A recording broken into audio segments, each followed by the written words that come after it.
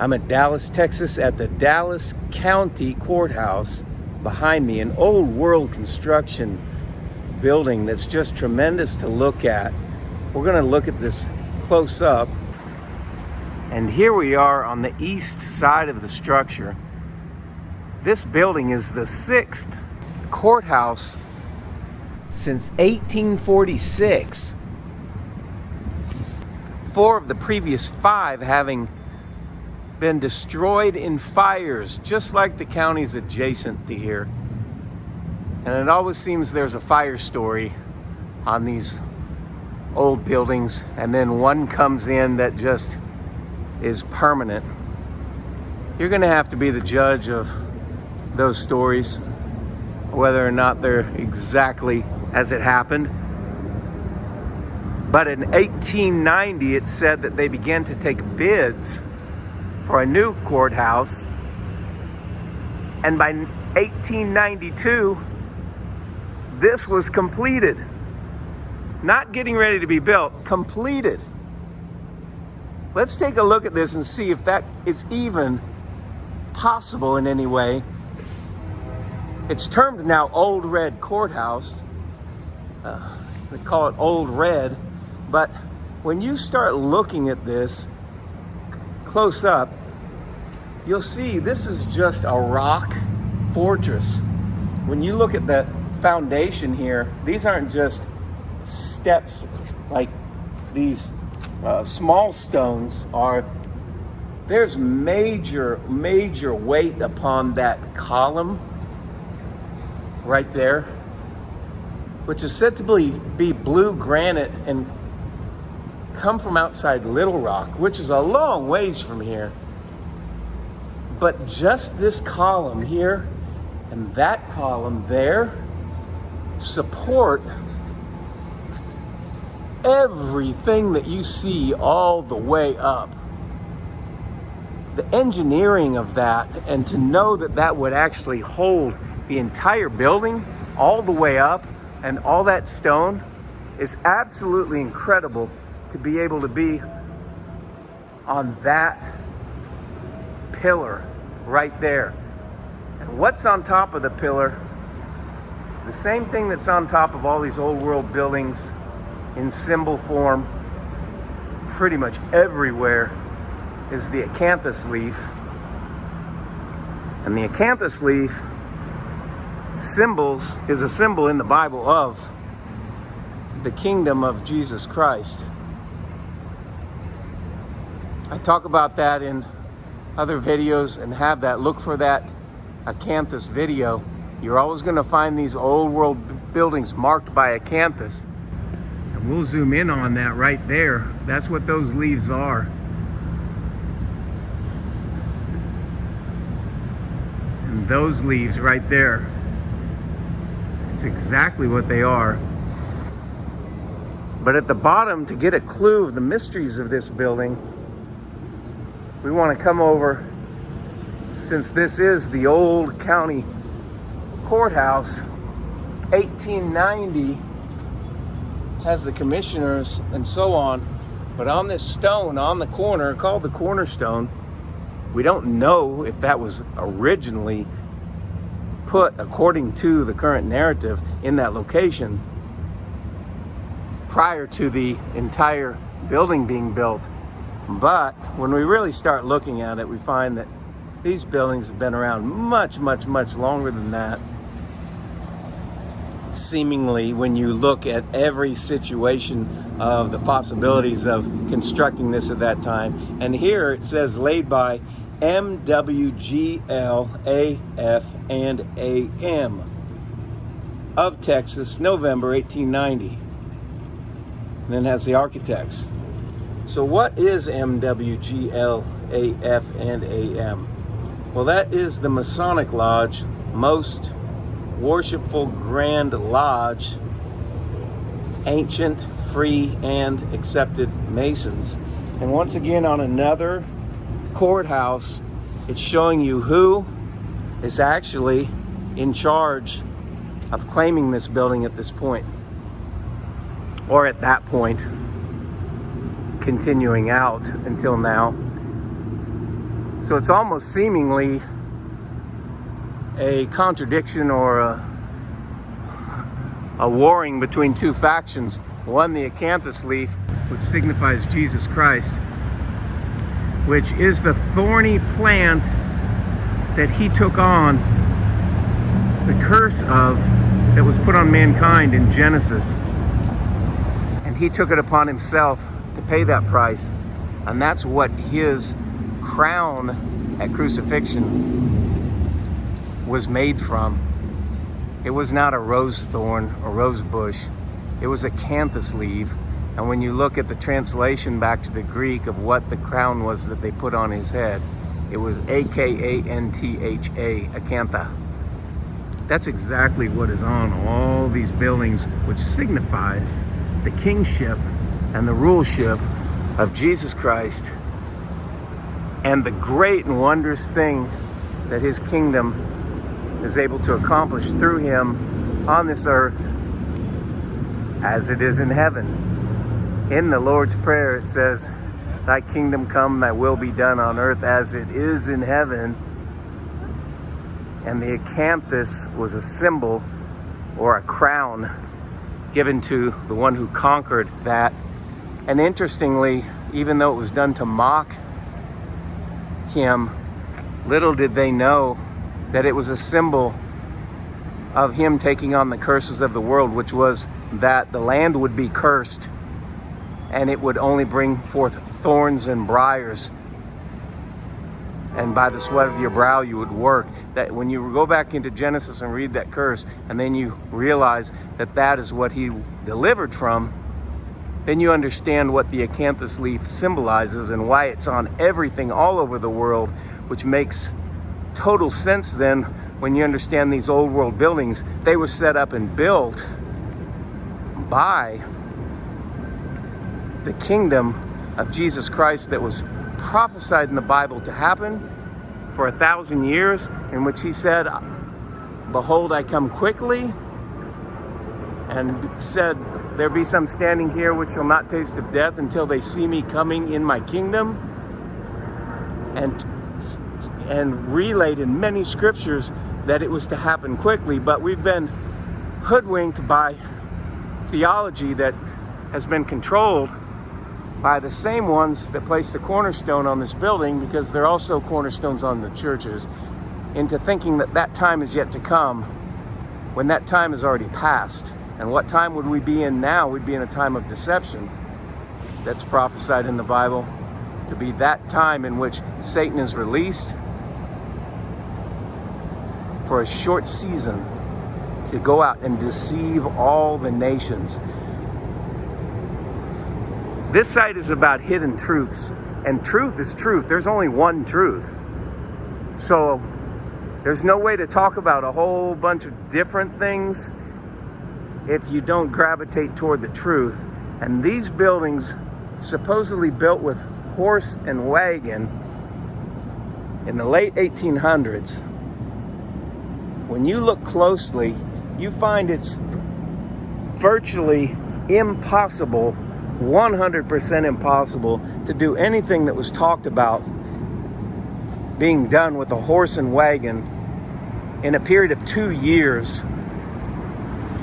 To construct a fortress, a castle like this. Look closely on this corner, this massive round turret. On all the corners. And just ponder how that's built, and then below it starts to go onto the foundation. A building like this cannot be built now. There would not be craftsmen to do it. There would not be ways to cut the stone. There would not be the money to do it. Just look closely at the entrance and look at the arch. That stone right at the top looks like it could fall straight down on you, but it can't, because it's cut as a pie shape slightly, so it can't squeeze through there. And as that pushes down, it spreads the stone to the right and the left out, and creates the force onto the arch, which is one of the strongest architectural designs that there is, that arch, once it's made properly. But it has to be cut just perfectly, and it has to be cut perfectly before it's even put up into place, and that has to be put into place before anything else is constructed on top of it, because that is the support system for it, which comes down onto that one stone right there, which is polished and which holds up that entire creation of all these red sandstone blocks and amazing columns and all the symbology of the acanthus. And then over here we have complete cylinder construction made with a stone ball at the bottom and a stone circle right above it, and then a different stone that is circular, and then sandstone carved all the way up, perfectly done. And then that complete turret or the cylinder is attached right there, but that's not done in the way of modern construction. That's what's amazing, is these buildings have so many things about them that are not even comparable to what this is. Yes, that building is tall, but it's steel and glass, nothing else.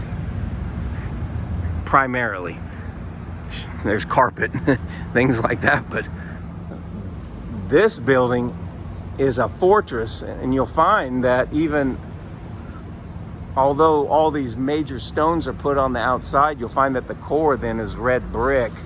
And these buildings had the ability, it's thought, to generate power and receive power from the atmosphere and hold that charge in the red brick. Now this building is closed, completely closed, so I wanted to be able to at least come and see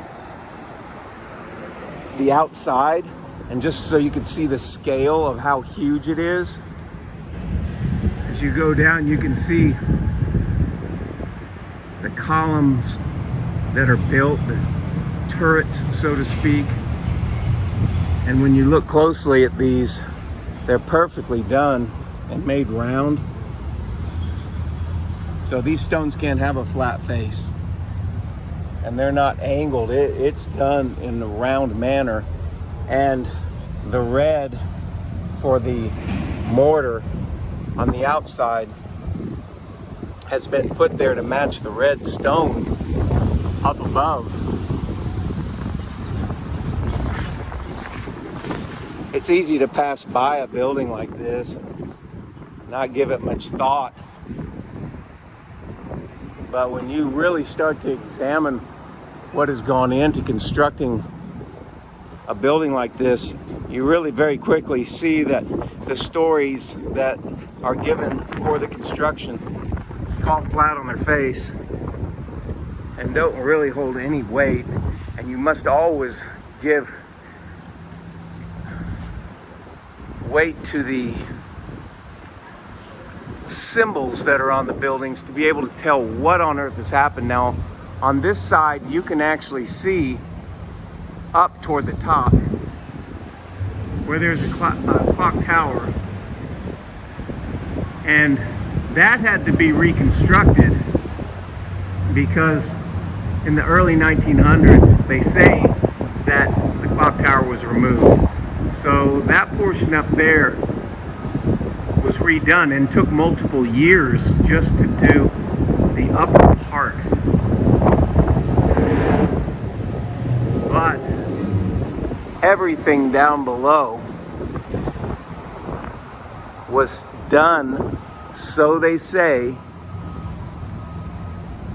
in about year and a half, 2 years, right around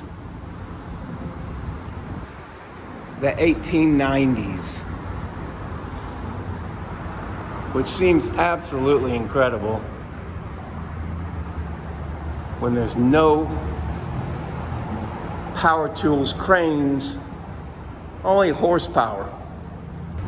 Just like all the other courthouses in every other county around here and everywhere, there's almost always a story of multiple fires burning the building down and rebuilding a building that is newer. And in this instance, more than likely,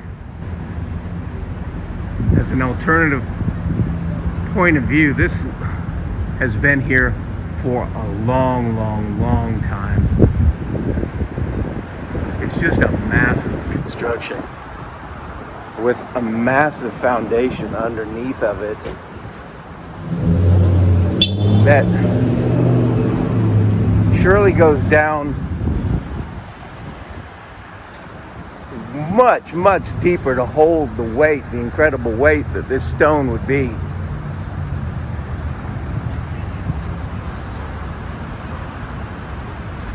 Here on the west side, we can see the full face of the building and just get an idea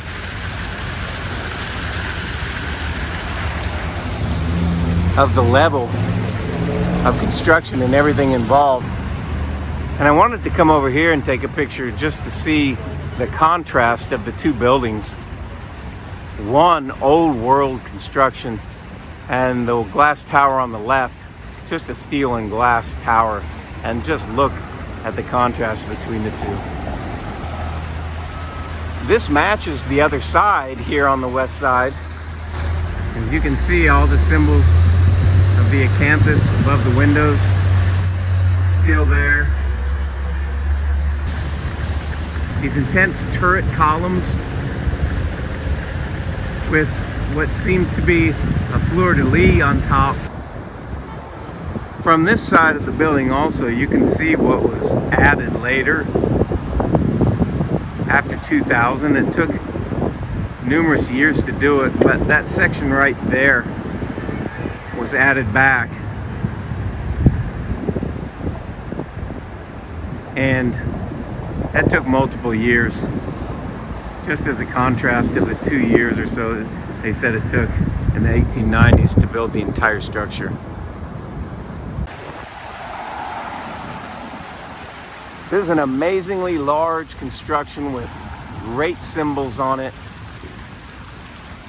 More food for thought here at Texas, the Dallas County Courthouse at Dallas, Texas. Hit like and subscribe. I'll see you in the next video.